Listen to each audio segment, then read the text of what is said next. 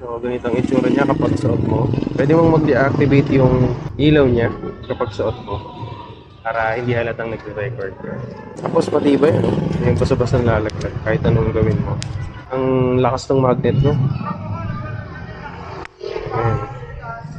Medyo napansin ko lang medyo umiinit kapag tumatagal. Nararamdaman mo init sa dibdib mo. Pero manageable naman. So, itest natin ngayon yung quality niya kapag gabi. Kasi ang problema kasi madalas sa mga action camera, yung kanyang quality sa low light. Zero, kung nagawa niya. Ang problema lang dito, kapag lumingon ka sa kanan, hindi mo susundan kasi nasa dibdib mo. Pero ang kagandahan nito, hindi mo na kailangan mag-set up ng marami pang microphone or yung wired na microphone unlike sa mga action cam katulad ng GoPro, kaya ng DJI, kaya ng Insta360 Ace Pro. Kasi nga, meron silang mga kailangan na lagyan ng external mic. Ayan. Habang sasalita ako, may wang-wang. Yun yung quality. So, yun na nga. Ang kagandahan nito, hindi mo kailangan ng microphone dahil may built-in ito na microphone. So, ipapakita ko dyan yung itsura ng microphone niya. Ayan, habang nagsasalita ako, may wang-wang sa likod. Medyo malakas. Tingnan niyo yung noise cancellation niya habang nagsasalita ako. Unahin muna natin ito.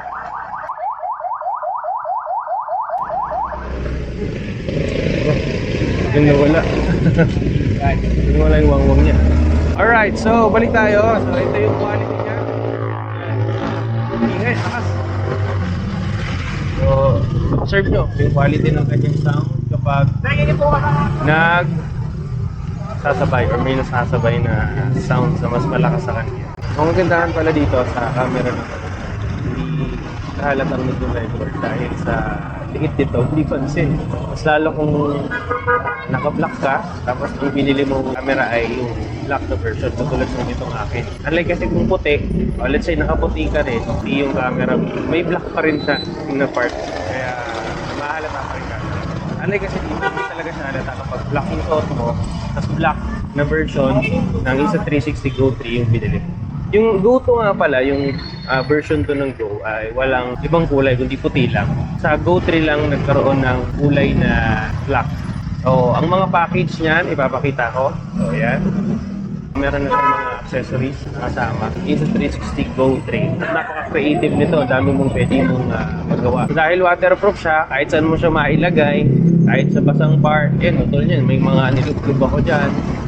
Kung saan ko pinagsusuot, kung saan ako pinaglalagay. Basta kasya siya. Maliit lang. Parang sinlaki lang ng thumb. Napakaliit, napakarami mong pwedeng lagyan. Mas lalo yung iba nilalagay ito sa mga drone, sa mga FPV. Nilalagay ito dahil lightweight. Unlike sa mga GoPro, kasi 35 grams lang, napakagaan. Tapos sa kagandahan nito, yung kanyang image stabilizer. Dahil meron nga itong flow state, tulad ng sa Insta360 Go 2 ko na ginagamit. So dito ko lagi yung nilalagay. Ayun, sakop yung buong 360 na paligid niya. Unlike kasi ito, dahil hindi naman siya 360, isang dimension lang yung nakikita niya. Pero ito sulit naman kasi iba naman yung panggagamitan mo. Alright, so kung gusto mo rin na kumuha ng ganitong sobrang tiny but mighty na camera, ilalagay ko ang link sa description para makapili ka na ng para sa'yo. So, dito tayo. Ride safe palagi mga kabaw. Yeah, bless. Tigasin ako! Tigasin. Wake up! Kailangan mo ng dalawang kanin.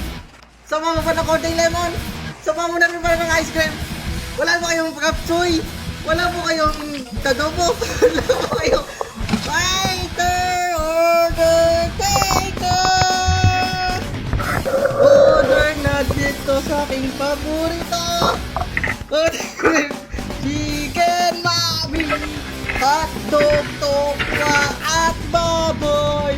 Bakaw na, sana kahit tigasin ako rito, paghugas pa rin ako ng plato. Ikaw pa rin ang masusunod sa aking samkort. Sige ba, tutuloy ko pa ang aking ganda. Baka pagkabayaran pa at magkakaroon pa ako ng pera. Okay na yun. Tigasin ako! Baka tigalabay yan.